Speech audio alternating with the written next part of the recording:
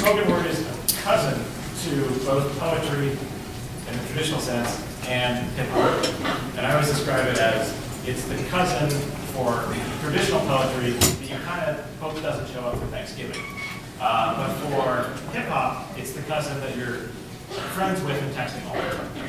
And so because of that, hip-hop, that connection has made poetry and spoken word poetry cool. If you can use words well, and your words have flow, you are respected.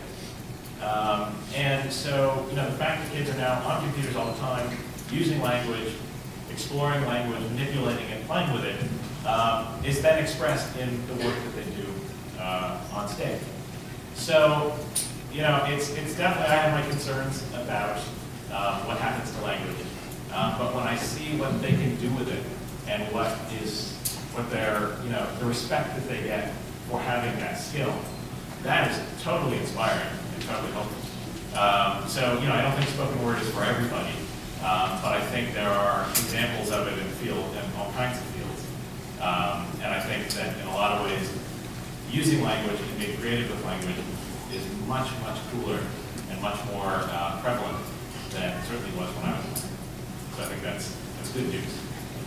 My cousin Janae is pregnant with her third child, but this is for her youngest child, Naraya, and for herself. It's called Penny Ball.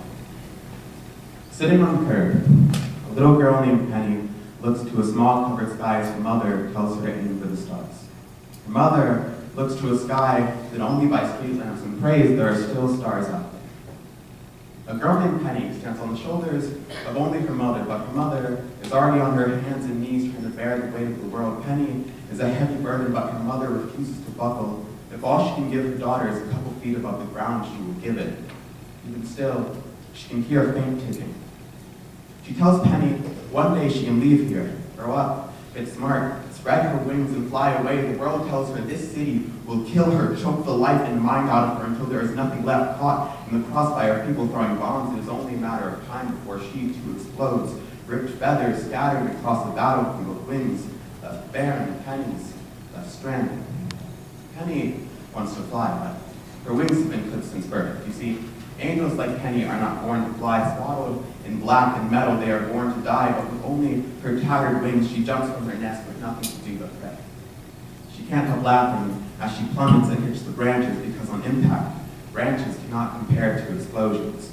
And in senseless tumbling, somehow she feels at home. The ground is coming faster and faster, welcoming her like family. Penny is drawn down, sky pulls away, the heavens grow distant. Penny closes her eyes and she is ready to crash or soar. Soon, the falling will stop, and Penny is the only one who doesn't know which way to go.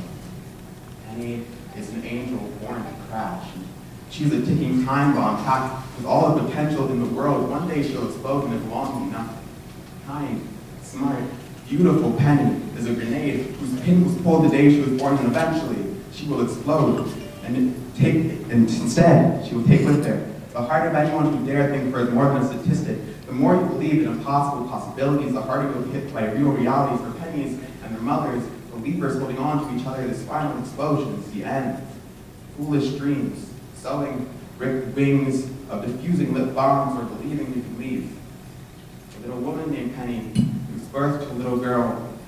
The baby cries and she can already hear the tick.